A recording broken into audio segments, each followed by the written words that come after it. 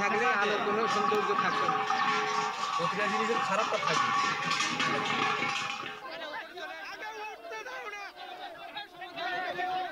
সন্দেশখালীতে BJP প্রার্থী রেখা পাত্রকে ঘিরে উচ্ছ্বাস এলাকার বাসিন্দাদের। প্রার্থী হওয়ার পর এই প্রথম সন্দেশখালীতে পা রাখলেন সন্দেশখালীর প্রতিবাদী বিজেপি প্রার্থী রেখা পাত্র। ইতিমধ্যে সন্দেশখালীর বিজেপি নেতাকর্মীরা রেখা পাত্রের সমর্থনে দেওয়াল লিখন করাও শুরু করেছেন। বুধবার সন্দেশখালীর ধামাখালীতে পৌঁছাতে রেখা পাত্রকে ঘিরে উচ্ছ্বাস শুরু হয় বিজেপির নেতাকর্মীদের মধ্যে। এরপর ধামাখালী থেকে যন্ত্রচালিত নৌকায় চেপে সন্দেশখালীতে পৌঁছাতেই এলাকার হাজার হাজার মহিলারা নদীর পাড়ে এসে তার সঙ্গে দেখা করেন।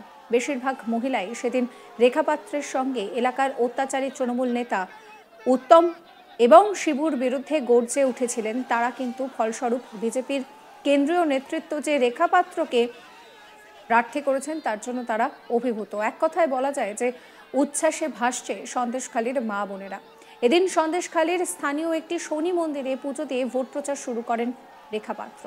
আপনাদেরকে দেখাবো সেই ছবি।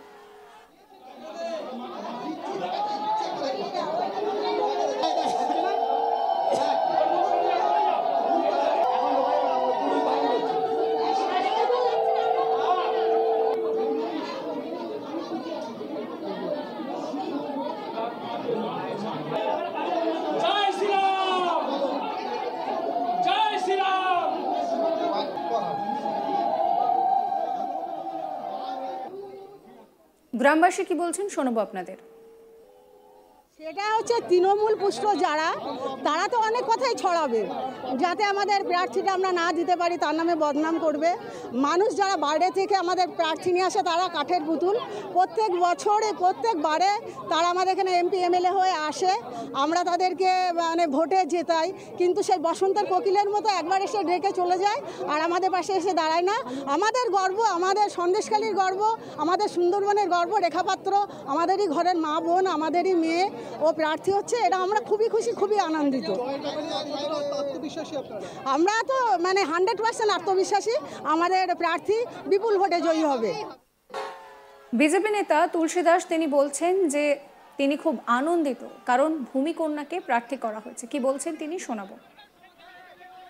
ভূমিকন্যা প্রার্থী, আমরা এতটাই আনন্দিত, স্বয়ং প্রধানমন্ত্রী আমাদের এই আন্দোলনের মান্যতা দিয়ে ভূমিকন্যা তাকে প্রার্থী করেছেন। এলাকার মানুষ এতটাই অত্যাচার সহ্য করেছে, সেই অত্যাচারের বিরুদ্ধে এখানকার মায়েরা, বিশেষ করে এখানকার মায়েরা যেভাবে রুখে দাঁড়িয়েছে, মায়েদেরকে আমরা আমাদের রাজনৈতিক দলের পক্ষ থেকে, বিজেপির পক্ষ থেকে সর্বাগ্রে প্রণাম জানিয়েছি। মোদিজিও প্রণাম জানিয়েছেন। এই আন্দোলনকে মান্যতা দিয়ে এখানকার ভূমিকন্যাকে প্রার্থী করায় আমরা এখানে সবাই সন্দেশখালীর মানুষ তথা বসিরহাটের মানুষ খুবই আনন্দিত। গ্রামবাসী বুলা দাস তিনি বলছেন যে সবসময় রেখা পাত্রের পাশে ছিলেন এবং তিনি এগিয়ে আসবেন ঠিক এইভাবে। কি বলছেন তিনি শোনাবো। হ্যাঁ, আচ্ছা, তো আন্দোলন তো দীর্ঘদিন ধরে আপনারা সবাই করছিলেন, তো আপনাদের মধ্যে থেকে একজনকে বেছে নেওয়া হলো, তাতে কি অনেকখানি এগিয়ে থাকবেন ভোটের ময়দানে? হ্যাঁ এগিয়ে থাকবে, এগিয়ে আছি, এগিয়ে থাকবো। আমরা খুব খুশি। প্রথম দিকে একটা অংশের মধ্যে একটা ক্ষোভ জানানো ছিল, সেটা কি ম্যানেজ হয়েছে? হ্যাঁ, যারা ক্ষোভ করেছিল তারা অন্যায় স্বীকার করেছে। আবার অন্যায় স্বীকার করেছে কি এসেছেও আজকে এই আন্দোলনে।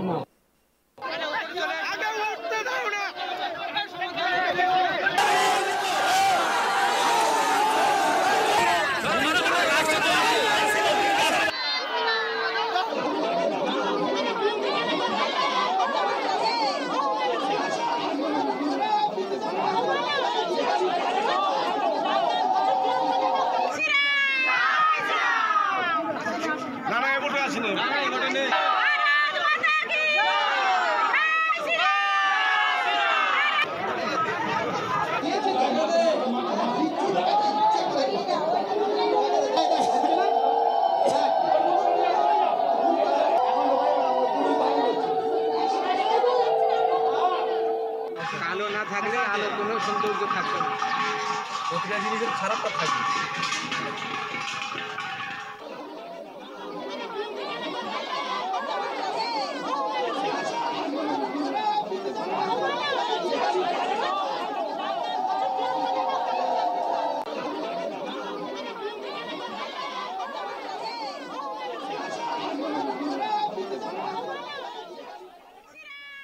এবার আপনাদেরকে বলি কে রেখা পাত্র।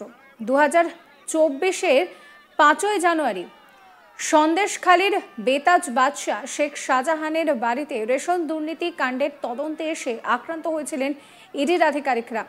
পরবর্তীতে বাড়ি ছেড়ে পালিয়ে যান বেতাজ বাদশাহ শেখ শাহজাহান। এরপরই সন্দেশখালীর মানুষ মেছো ভেদিতে তাদের যে জমি রয়েছে সেই জমি ফেরতের দাবিতে আন্দোলন করতে শুরু করেন সন্দেশখালী থানা সংলগ্ন এলাকায়। বিশেষ করে এলাকার অত্যাচারিত গ্রামের মেয়েরা তারা সন্দেশখালী থানার সামনে শেখ শাহজাহানের 2 অনুগামী উত্তম সর্দার এবং শিবপ্রসাদ হাজরার বিরুদ্ধে অত্যাচারে গর্জে উঠেছিলেন।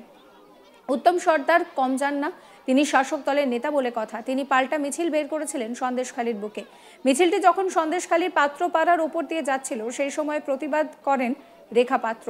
প্রতিবাদী রেখা পাত্রকে সেদিন মারধরের পাশাপাশি খুনের পর্যন্ত হুমকি দেওয়া হয়েছিল। সেই প্রথম সন্দেশখালীর বুকে কোনো মহিলা সন্দেশখালীর তৃণমূল নেতার বিরুদ্ধে অভিযোগ দায়ের করেন। আর তার অভিযোগের পাশাপাশি সন্দেশখালীর মানুষের প্রভাবে পুলিশ এক প্রকার বাধ্য হয়ে তৃণমূল নেতা শিবু হাজরা এবং উত্তম সর্দারকে গ্রেফতার করে। তবে শাসক দলের হুমকির কাছে মাথা নোয়াতে রাজি নয় রেখা। রেখাকে গত 6ই মার্চ বারাসাতে বিজেপির মিটিংয়ে উপস্থিত প্রধানমন্ত্রী নরেন্দ্র মোদী তার সঙ্গে তিনি দেখা করেন। সেখানে তাদের উপরে হওয়া অত্যাচারের কথা তিনি বলেন। দ্বিতীয় দফায় প্রার্থী বাছাই করতে সন্দেশখালীর প্রতিবাদী মুখ রেখা পাত্রকেই বেছে নিয়েছে বিজেপি নেতৃত্ব।